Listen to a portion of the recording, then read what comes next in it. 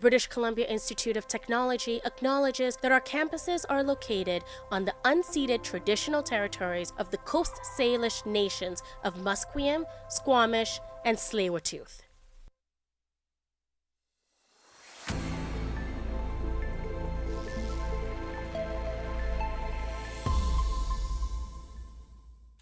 Good afternoon, I'm Selena Teixeira with your news at 3.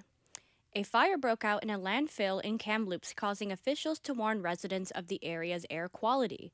Due to health concerns, people in the area must keep their doors and windows closed. The cause of the fire remains unknown. BC Premier David Eby weighed in today after a Scholar General officer ordered RCMP investigation on how opposition MLA Eleanor Sturco obtained leaked NDP documents. Reporter Nate Elms has more on the story. It has been nearly 2 months since leaked documents from the Ministry of Health were obtained and publicized by Surrey MLA Eleanor Sturco, detailing how safe supply drugs were being trafficked out of the province. Now, an RCMP investigation has been ordered into how those documents were obtained by MLA Sturco, a former RCMP officer herself. Premier David Eby said the decision to ask for the investigation was made independently of government, but that he supports her in her actions as an opposition MLA. If I had ever been so fortunate as to receive documents like that about the government of the day, I would have done exactly what she did. The Premier went on to say that the ability for opposition members to bring forward information must be protected, but that the government cannot interfere with ongoing RCMP investigations. Nate Elms, BCIT News. We're now joined by Nate Elms in the studio. My first question for you is, when was the investigation opened? So the investigation was opened just yesterday, actually, with Premier Eby saying that he only found out about it this morning. Interesting. And where did this press conference take place? So this press conference was actually in a harbor in Victoria. The press conference was unrelated, just due to it was meant for trade relations or building trade relations with countries in Asia. But a reporter asked about the situation, and David Eby did support and said he did support whistleblowers in this situation. Well, interesting. Thank you for joining us today, Nate. Thank you for having me. Filipino migrants across Canada have been caught in an alleged pyramid scheme.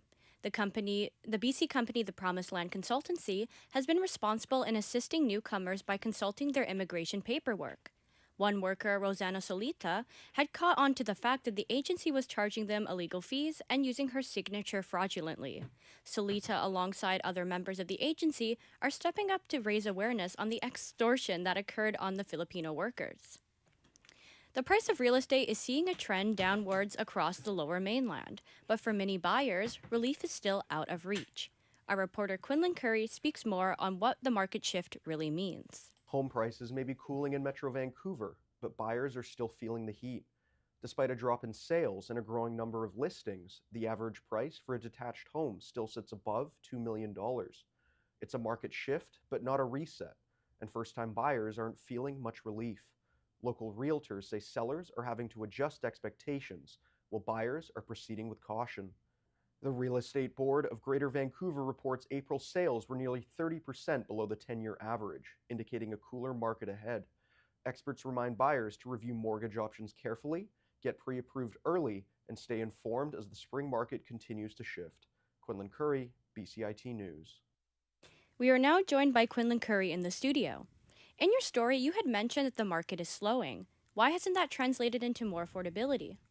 So after having spoken to Nathaniel DeGrano, he told me that even though sales are down and listings are up, prices haven't dropped enough to make a real difference at the end of the day.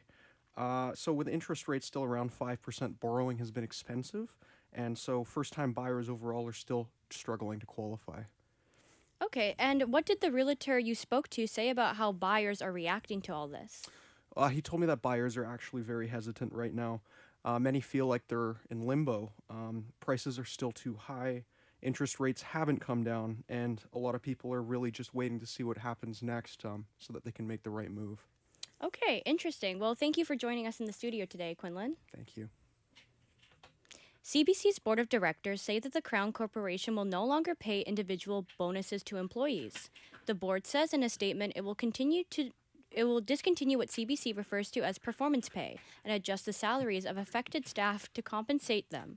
The move comes after the public broadcaster was criticized for paying out millions in bonuses after eliminating hundreds of jobs. The statement follows the release of an independent review by Mercer Canada of the broadcaster's compensation for non-unionized employees, excluding senior executives. That review says while CBC is genuinely aligned with other companies and private sector organizations, the bonuses have faced scrutiny. It says if CBC decides to get rid of its performance-based incentive program, the broadcasters should take steps to ensure compensation stays in the midpoint of the market. The Calgary Stampede menu this year is set to include a heaping of pickle flavors and something for those with cast iron stomachs. There will be pork tongue, fiery dill Coke, deep-fried pickle Oreos, and tzatziki twisted pickles, alongside with fruity pebble Korean hot dogs. The Stampede bao bun, inspired by the Hawaiian snack, is filled with Spam, garlic shrimp, and pineapple. On the artery-hardening side of things, there will be a Nashville hot chicken macaroni and cheese, a lobster tornado roll, and deep-fried cinnamon buns. Organizers say more than 50 new Midway foods will be available during the 10-day rodeo and exhibition, running July 4th to 13th. The chief executive of ATCO Limited says succession talks in Alberta is already hurting the investment climate. The discussions have ratcheted up since the Liberals won a fourth term in office last month. Nancy Southern says she understands why Albertans may be frustrated. We have had the short end of the stick on many occasions as a result of new regulations and legislation and rule of law, but I'm a big believer that this Prime Minister wants to change things, and I think we need to sit down and work together. Police say a 20-year-old man has appeared in court on a first-degree murder charge for a shooting that prompted a public alert in New Brunswick yesterday. In a release, St. John police say other suspects have been arrested and taken into custody, while a third remains at large. Investigators say a 20-year-old man was found dead inside a vehicle after reports of shots fired in the uptown area of St. John. Ontario Premier Doug Ford and Manitoba Premier Wab Kinew have signed an agreement to boost the movement of goods and labor between the provinces. Kinew says his party will soon table similar trade legislation and believes it will deliver nation-building projects through the free flow of labor between provinces. And when we talk about putting people to work, the people with the hard hats and steel toes, the engineers and professionals, being able to work right across Canada, that is the opportunity that we're talking about here today. Disability associates say the lack of minister tasked with representing their interests sidelines millions of Canadians. They say that that's particularly worrying during what Prime Minister Mark Carney promises will be a time of growth and rebuilding.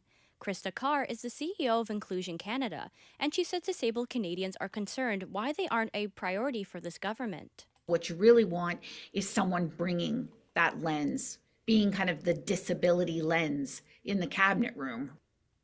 On to international news, EPA announces rollback for some Biden-era limits on forever chemicals in drinking water. The Environmental Protection Agency says it will roll back limits on several types of what are known as forever chemicals in drinking water. The agency, however, will keep limits on two most common types called PFOA and PFOS, though it will offer a 2-year deadline extension for those utilities to comply. They now have until 2031.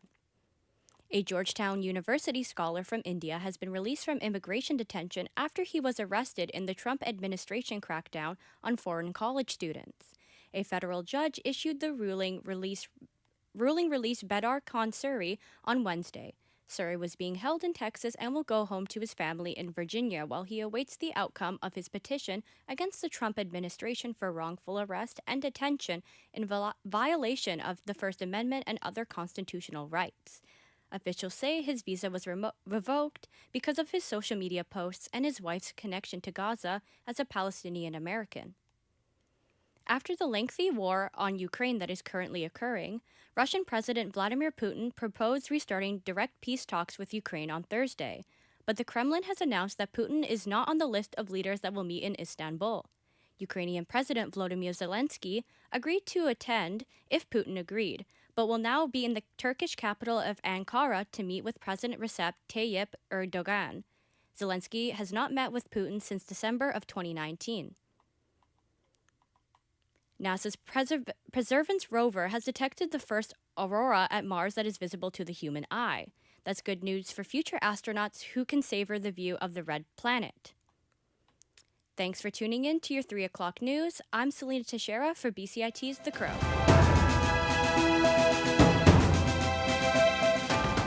Stay tuned for more on BCIT's 1680 The Crow.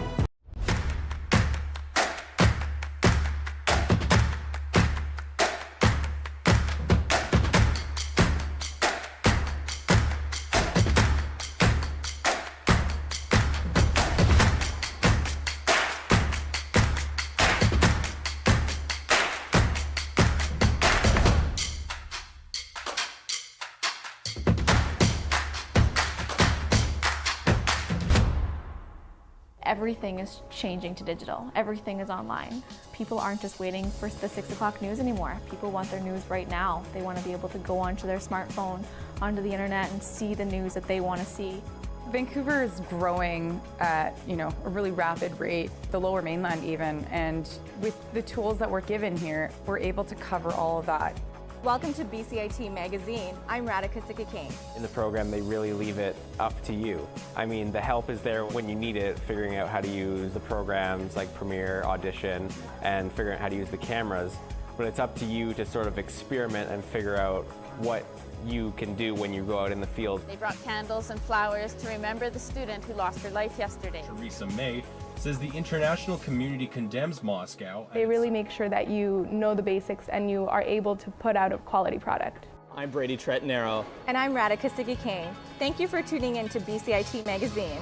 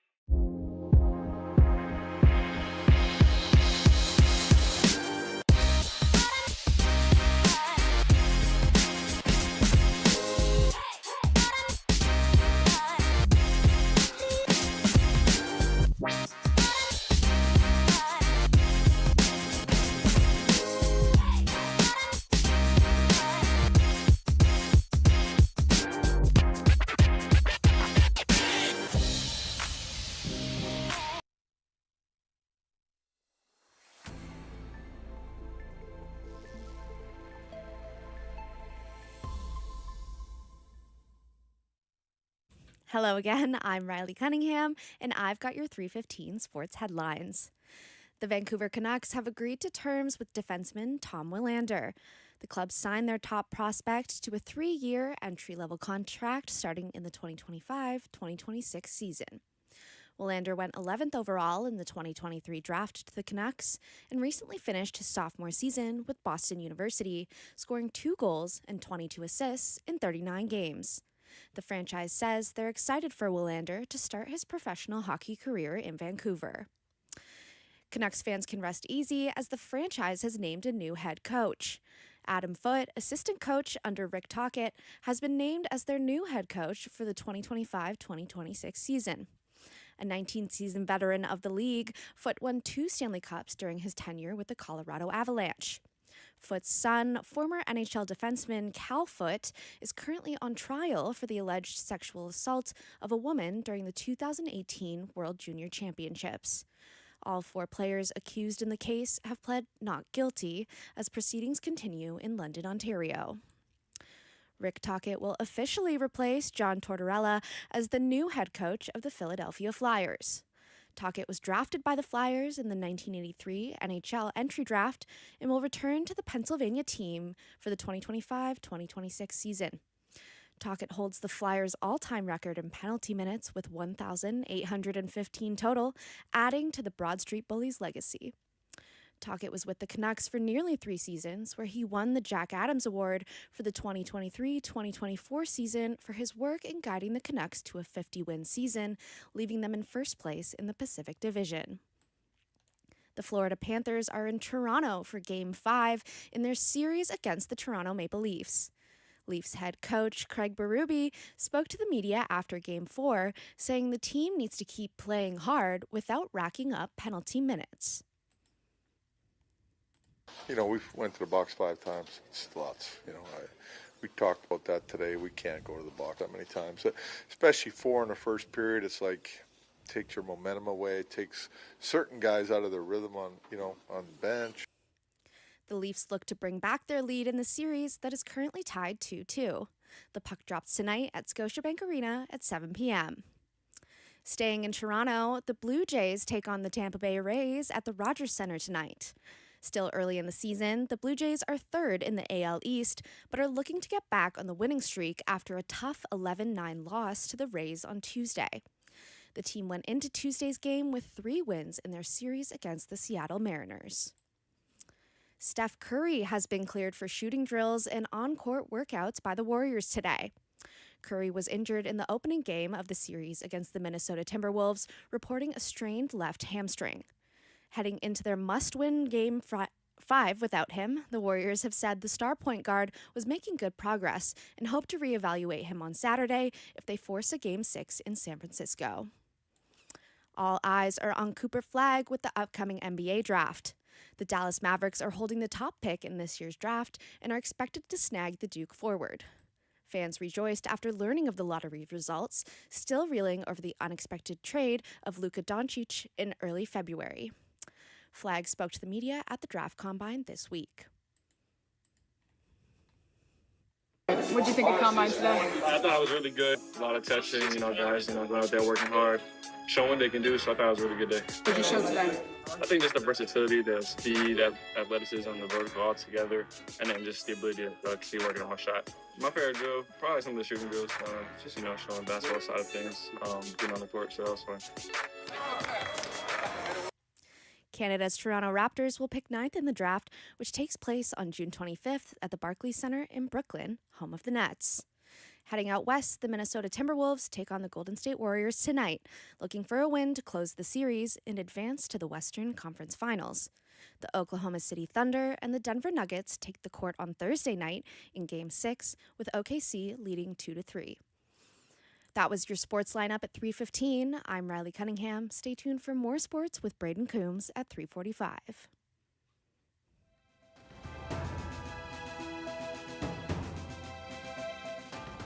Stay tuned for more on BCIT's 1680 The Crow.